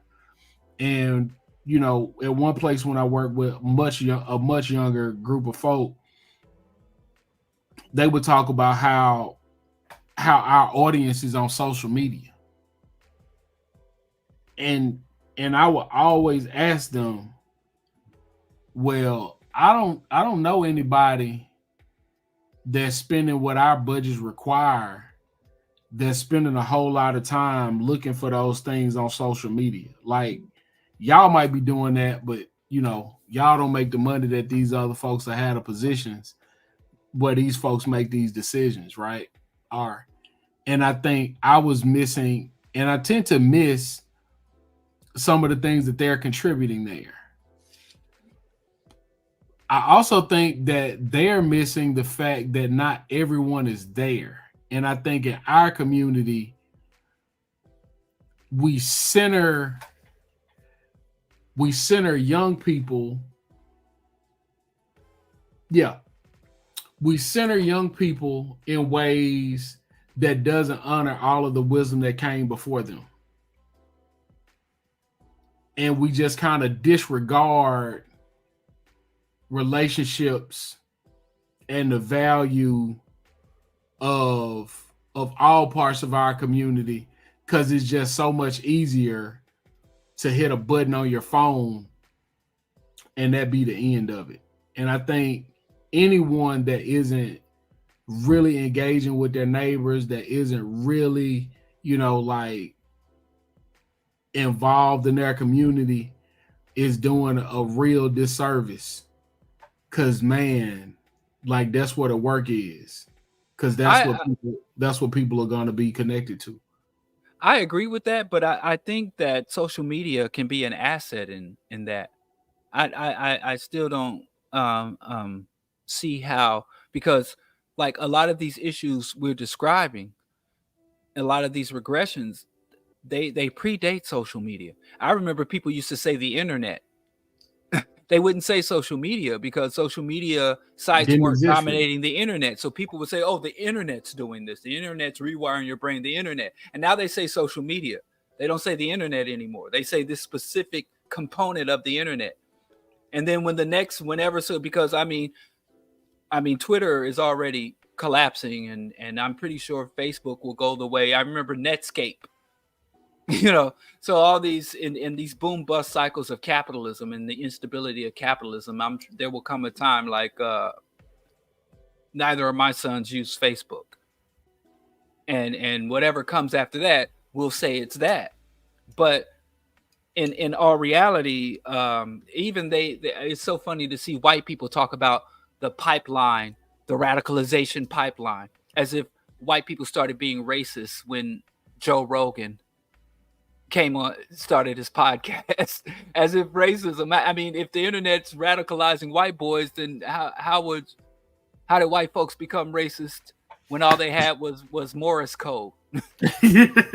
When they were sending out, they were being racist when they were sending before they even had Morse code. You know what I'm saying? Man, like that's crazy. Yeah. So, yeah, but I think we do agree that there is an erosion, but I think it's more so what happens is, and why we start to demonize particular technologies, is because capitalism captures them. Mm-hmm.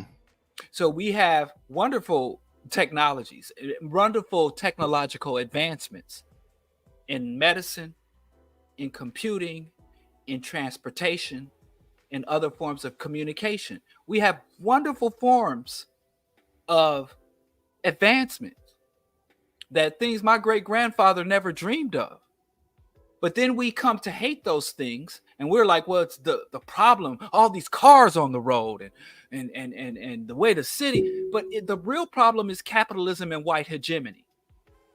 And we scapegoat the other things. It's capitalism that's fucking up the internet. It's capitalism that's fucking us up. But we think it's not the internet. And the capitalists and then other people are like, oh, you talk about capitalism, throw away your iPhone. And capitalism did not give us the iPhone.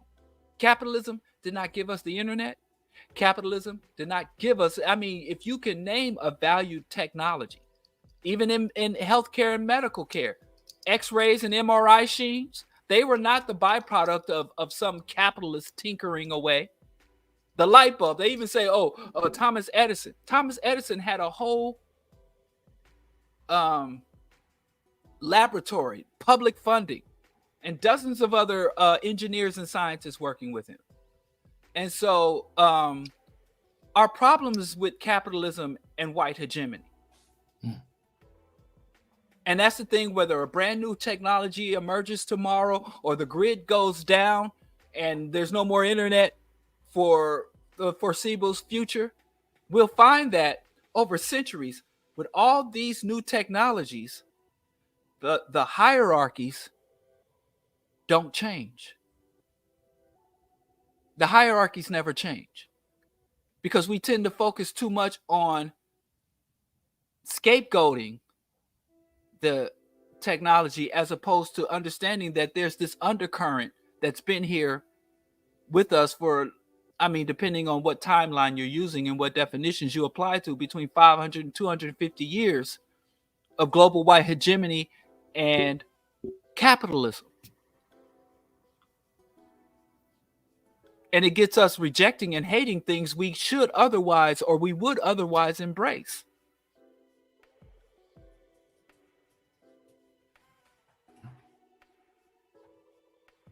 You know, even up into all of the thick-headed idiots we encounter on the internet. They're indoctrinated and byproducts of capitalist mass indoctrination. Anyway, let's go to, do you want to get with it? Because you've highlighted quite a few comments and questions. So we can do those or go directly to opening up to people to chime in. Open up, and then I think we open up first, and then if people slow down or whatever, then we can just kind of go back to some of those things. Okay, I put the link in to come on live with me and my brother Skipp Coon. I put the link in the comments. You can come through with your questions, comments, and or criticisms. We want to get as many people in as we can. So please try to be as direct and concise as possible. We'd like you to have your say, but just try to be concise. So if we do get a deluge of people, we can get as many people on. So, all right.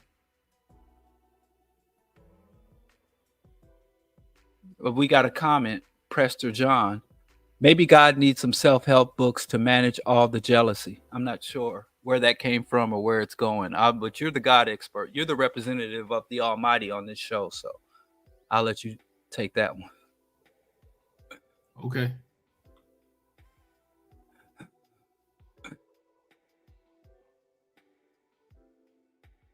No, you don't have any. You're not gonna. I just said okay.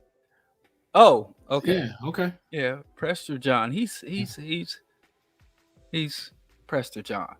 So that's it, y'all. Oh, I guess people leaving us hanging because I don't see anything. You see any question, comments, or criticism? Oh, okay. We got another question for you. Yo, Skipp, I like your music, man. Is there more than 9 tracks on YouTube? Than the 9 tracks on YouTube? Yeah, it's a lot of it, man. I don't know what's all like. So the first record was Women Revolution Tennis Shoes. Second record was Sophomore Slump. Third record was Miles Garvey. I'm not one of those guys. That's my personal favorite. Yeah, I'm not one of those guys that's gonna give you a record every year. I don't have that. Put out the music. Yeah, see, too busy in these streets. Yeah, man. Yeah. He don't just talk it, he live it. So he too busy in the street. For real though. God has chimed in and said that he's not DC Joe Black. God has spoken, and God said he's not jealous. Slow Down Brand Nubian. I'm not sure why he posted that, but I really like that song and all of its sexist and misogynistic glory. I love that song. Okay. What do y'all think of Huey P. Newton's essay, The Relevance of the Church? I'm not hip. I'll be send it to us. Yeah, I'll be tell you that next time we go live. Send us a copy of it. Yeah, I'll read that tomorrow. We got a compliment. Yeah, I think we really getting into our bag now. Like we had that fight. We had a fight? Yeah, man. Like I was super hot with you, bro. See, I'm not one to hold grudges, you know. Yeah, I was super hot. And like that's why I was real happy that I saw you when we were in Kansas City. Like it was like, okay. He just be on the internet doing internet shit. Like, cause I really don't. What else can you do on the internet? I never understand that phrase. What else can I do on the internet besides internet shit? Who's on the internet doing other than internet shit? I spend way too much money. Look at old football games. That's not internet shit? Nah, you be on like arguing with strangers, and I'm not finna do that. Like I'm not finna go back and forth with people. Like I'm not finna do that. Cause like I told you before, man, like man, I'm not finna do all that. I'm straight. So that's what I do on the internet. Like the way like y'all like even somebody in the chat was kind of trying to, you know what I'm saying, like poke. No, I'm straight, bro. Like I ain't getting into all that. See, I'm like Monica. I'm a Monicaist. Just don't take it personal. Don't take it personal. Or that was Randy Jackson. I ain't gonna let Monica steal that from Randy Jackson. Yeah. What do you think of this argument from crazy people about the origins of hip hop? I don't. Where is that? What you even on? Oh, see, you getting way ahead. You want to ignore all the people that asked before that? No, you know anything a book that talks about how racist football is? Is that $40 million slaves? That's all the sports. They even talk about the jockeys. Yeah, that's a wonderful book. He even went in on black jockeys. They don't even exist anymore. But I could say, I must say, well, I want my screen share. Let me see. I don't know what's happening. Okay, let me try something. We do have a somebody who's okay. I think this is a site you go to. This is the only sports site I visit. edgeofsports.com. Oh, I like that. Okay. And it's Dave Zirin. He's the only person I can listen talk about sports. This is Jared Ball's homeboy. Okay. He's the only brother I know that got white homeboys. So this guy, shout out to Mike, shout out to Will. You know what I'm saying? To my boys, man. You got white homeboys too? Yeah, man. You and Jared, okay. Dang. I have white colleagues. Yeah, I have white colleagues. Bro, like I really be in my community though. Like I really be outside. You know what I'm saying? So your community gentrifying too. But anyway, if you could be. I'm not sure what book you're referring to, Toheeb, but this book, Edge of Sports. Should we bring in our caller? Let's do it. What I don't know how to say their name. Maito.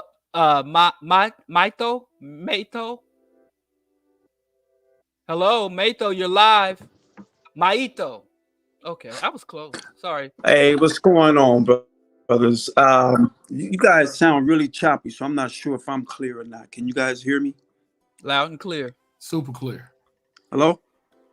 Yes, we can hear you just fine. Okay. I hope I'm clear. Okay, yeah. So a couple of things, man. Before I ask my question, I just want to. Okay, now you're choppy. Maito.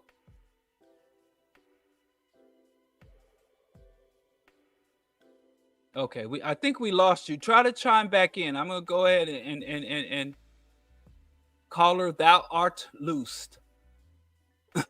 Try to call back in. Maybe we'll get a better connection. Sorry about that. I was very excited to hear what he had to say. It looked like he was about to get Ray, he wants to know where he can find your music. And I'm gonna bring Maito back on. Hey, Maito? Yeah, I'm back now, man. Okay, let's try again. Can you hear me? Question, comment, criticism. Yep. Well, I just got it. Yes. Yeah, okay. So I just wanted to appreciate the work, man. And Brother Skipp, man, I play your music on my radio station. Looking forward to some new stuff. Brother Diallo, hope you don't mind me. I'd like to clip some of your words and blend it into the mix. But my question is concerning, I'm the one that wrote the question concerning revolutionary violence. I'm 100% unapologetically down with revolutionary violence. But when I was in a discussion, we're looking at what's happening in Palestine now, being a dialectical process. How do we evaluate this, man? Like with modern day, the savagery of the system, does the guerrillas, do we launch an attack without some type of knowledge, participation of the masses? Do we just launch it and then leave the masses completely vulnerable to what we see, like the savagery of this retaliation? I hope you understand the question. It's not a pullback or a slight criticism of what Hamas has done. I'm with it. But I'm saying, as time moves on, what is our analysis of that internally? How do we think about how we move forward, how we launch attacks, and what will it lead to the masses of the people who are unsuspecting of what's about to come? I hope that makes sense. Yeah, I grasp what you're asking, but here's the thing about revolutionary violence. It has to be accompanied by revolutionary analysis, revolutionary ideology, revolutionary scholarship, revolutionary organizing, revolutionary outreach, revolutionary institution building, revolutionary services and support. Violence is just one component of a revolution. Just like our oppressors don't just engage in violence. The systems and institutions of capitalism and white hegemony, imperialism, they don't just do violence. And again, I think we kind of have this Hollywood perception of what revolution is: explosions and heroes and fists and symbols and flags. But revolution is an intellectual endeavor. And if you look at the systems and institutions of capitalism, they have a whole infrastructure and apparatus. They have strategies and tactics. So depending on what stage of the revolution you are in, what region before, in terms of when to engage in violence and what type of violence you engage in, will be determined by your analysis, your objective, the interest at play, the risk that want to be taken on, the level and depth of cultivation of revolutionary ideology.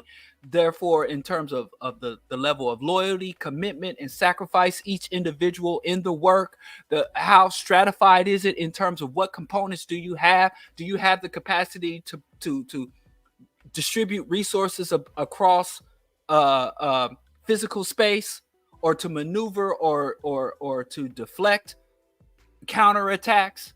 So violence must be embedded, and then revolutionary peaceful means in terms of outreach and development and relationship development, in terms of feeding people. So violence in the context of revolution or liberatory violence has to be one component of a much larger network that it takes to build. You have to build up, train, cultivate to get to violence. So that will be informed by the analysis. So even when you say, if you look at the Black Panther Party, I think is probably the best example of its evolution from a organization that was helping children, literally being crossing guards. The Black Panther Party started off with study groups and being crossing guards and a lunch program, and evolved into the Black guerrilla family and the Black Liberation Army, where they were an armed faction. And they had global factions, like in coordinating with the Viet Cong in Vietnam, where the ambassador, they were sending ambassadors to talk to guerrilla forces in Vietnam and Latin America. But they evolved to that point. They didn't just, even when they were carrying the guns, before they carried the guns, Huey P. Newton, it's Dr. Huey P. Newton. Bobby Seale, which we talk, he's still with us. He was an engineering student. Huey P. Newton was an academic. Kwame Ture was a medical student, and he left. So these are people who engaged in liberatory violence and advocated and organized for liberatory violence after they laid the groundwork. Because other than that, you're engaged in what is called emergency compensatory violence, meaning you're just lashing out. And I don't condemn that any more than I condemn revolutionary violence, but you can't call your violence revolutionary if it's not embedded within a greater revolutionary apparatus, organization, and it is guided by revolutionary ideology, analysis, fact-based evidence analysis. Violence unto itself, violence that may be justified or understandable because of the oppression, can't be defined as revolutionary violence unless that particular act of violence is, number one, sustainable, and number two, advances, or at least has the great potential to advance a revolutionary struggle. I'm sorry for the long-winded answer, but I think we way too casual with the concepts of violence. I just want to add briefly, when you talk about the masses, I just think that's a fleeting idea.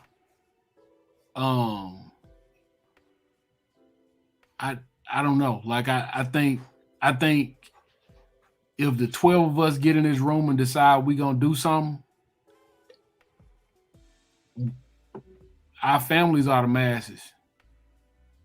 Like those are the people that we come in contact with. Like I don't think we had a liberty of sitting around and trying to,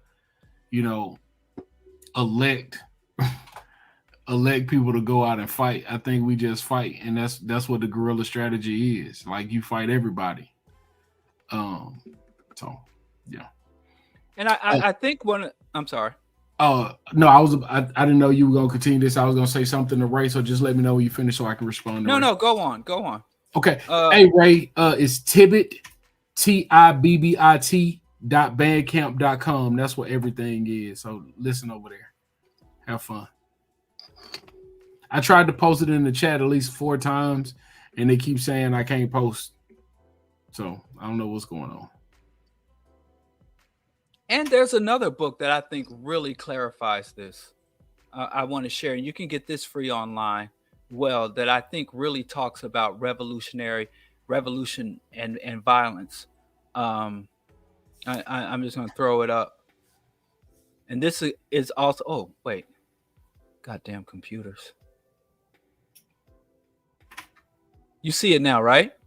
Mm-hmm. Okay. This is Bits and Pieces, which is basically a pamphlet written by Diallo Akoli. But what page is that on?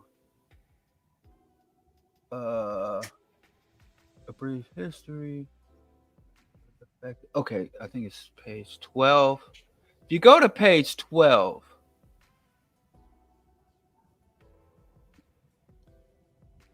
no, it's not page 12. Where the hell? Oh, here it is. Page 18. Where he talks about the positive aspects of the Black Panther Party's contribution, where he talks about ideology, methodology, strategy, tactics, and violence in particular. And when was it appropriate violence versus inappropriate violence? So the positive aspects of the Black Panther contribution and the negative aspects of Black Panther's contribution. And each of those, even though it's a paragraph, you can expand on them.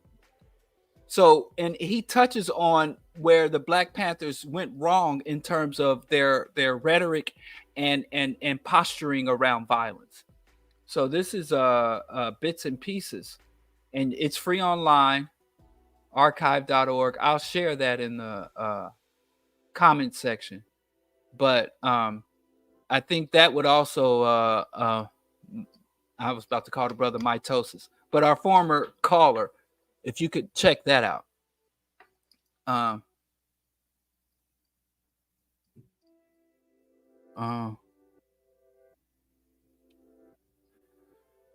What warrior doesn't have strategy and tactics? I would say probably most warriors don't, depending on how you define warrior, because most U.S. soldiers, they're over there fighting for tuition.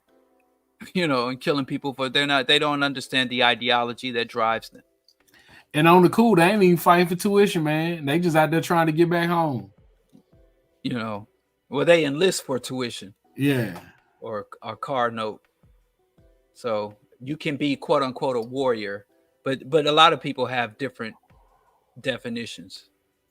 Black Wolf, do you believe Palestine did all those things that you just named, or did they just go handle some business? They absolutely did everything. What you're looking at in Palestine was not a singular act. You have to know the history of Yasser Arafat and the PLO. I'm sorry to keep going because it's just kind of hard to. No, this is good. There's this book called Gorillas that I reference a lot that has a whole section on John Lee Anderson. He's a known. I can't enlarge it. But no, this is part of this was actually founded. The PLO, Palestinian Liberation Organization, was founded by Yasser Arafat and other scholars and elites. Yasser Arafat, again, was an engineer like Bobby Seals, people who were basically formerly trained in analysis, systems analysis, critique, and constructing and deconstructing systems. And it's part of what is called the Intifada. And the Intifada is part of a larger cultural movement. So it's the West that says Hamas. If you engage with Palestinians, they will not say Hamas is attacking Israel. Every Palestinian on the ground there, or ally of the Palestinian, and Palestinians that I know and engage with here, said that no, this is a Palestinian struggle, and Palestinians are taking action and rebelling and rising up. Only the West has to appear. You'll notice, like when the United States invaded Panama, they didn't say we're invading Panama. They said we're going after Noriega. When they invaded Afghanistan, they said we're going after the Taliban.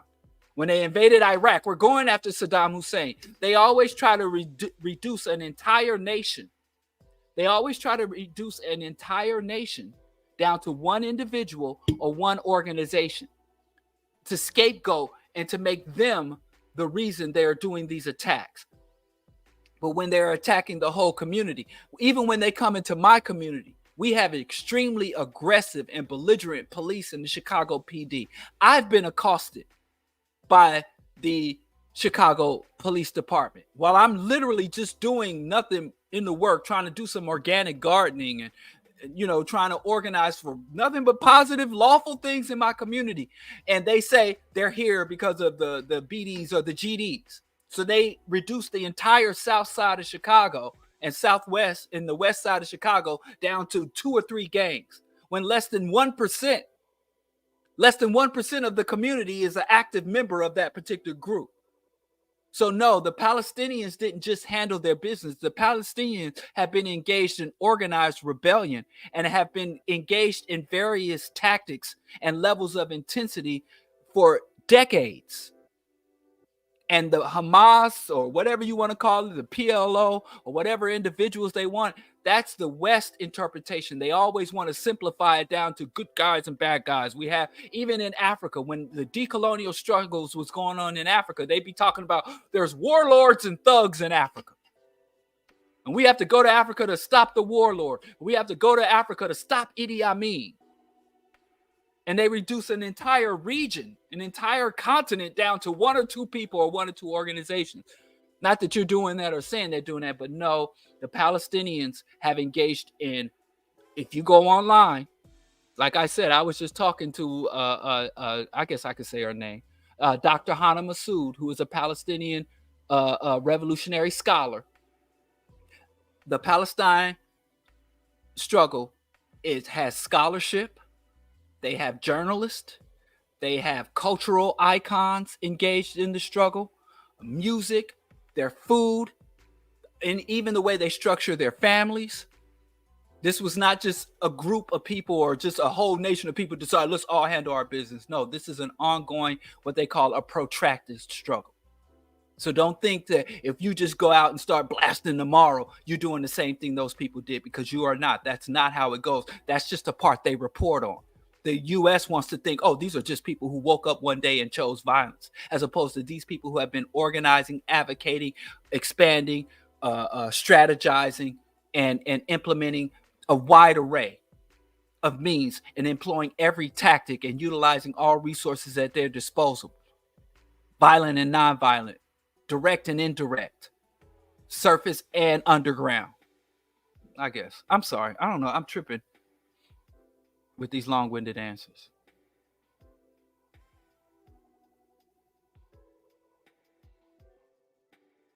Oh, Black Wolf, stop it. The black electric car was around before Bobby Seale was born. Stop. Wasn't the first car electric? Yes. In fact, up until the oil industry's manipulation of federal policy, electric cars outnumbered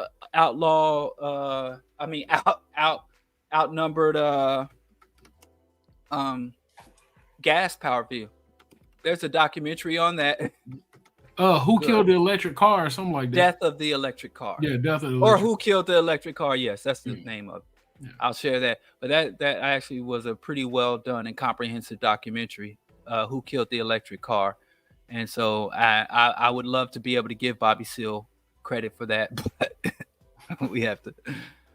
Oh, Lord. Anyway, we're over time. Yeah. So we're gonna wrap this up. Thank you for everyone who made contributions. Finger guns. Finger guns. That's a way of flirting. Well, finger guns? That's flirtation. Yo, bro, you got to get out of Chicago. You got to get out of Chicago. I was just saying. I don't be sleep. I do be sleepy, though. Oh, you Southern. Yeah. Y'all do from can to can't. Y'all rise with the sun and y'all go down. I know. That's Southern way. That's slow Southern life, man.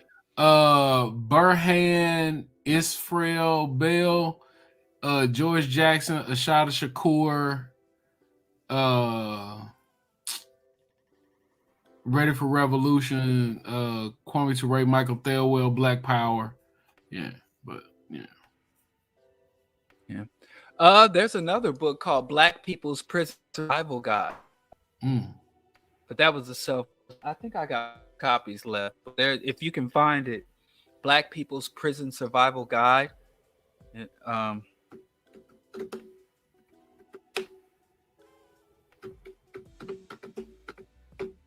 I didn't survive reading the book. Black People's Prison Survival Guide, yes. By Abdullah Ibrahim, published in 2003. You can get a free copy or an online copy at Boston Anarchist Books. But yeah, I've read this through. I should do a review on this. And the brother says in the introduction, it's really a tragedy that this book is necessary, but it's still nonetheless necessary. So I just shared that, Bruham Bell. I just set a link so you can just print it, because I think it's public. It's a fairly short book. I mean, if it qualifies as a book, it's more of a pamphlet, but that's very good reading for newly incarcerated. I guess you wouldn't give it to anybody that's been back there for a minute. But anyway, it talks about the different. I mean, it's just a good read to anybody, whether you plan on going to jail or not, which is kind of stupid because I don't know anybody. I know a lot of people that have been to jail, and I don't know one of them who had planned on it. So anyway, can you please close us out? Or unless you have something to announce. Thank you.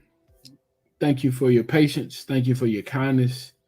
Thank you for your love. Thank you. As we grow, as we learn, as we move, keep us centered in you. Keep your people first on our minds, and give us the courage to do the things that you call us to do. Amen. All right. So, I have a 9:00 appointment Tonight? I got to talk to some cats in Nebraska. Okay. You know, it's black people in Nebraska. You got to be a bad brother. I thought you had to be tough to be black in the South. Oh shit, Nebraska, but look, man. Anytime somebody talk about Nebraska, I think about Bud Crawford and Malcolm X. Yeah, I got to get on the phone to Nebraska. He was patient. He must know I'm still alive because he ain't called me. Anyway, yeah, I got some things happening, trying to organize and work. Nebraska. Let me know, bro. Can't be Pan-African. That don't just mean going to Africa. That means going wherever you find black people. Facts. Anyway, bro, as always, it's a pleasure. I appreciate you, brother. Hey, man, I love you, man. I appreciate you too. All right, peace.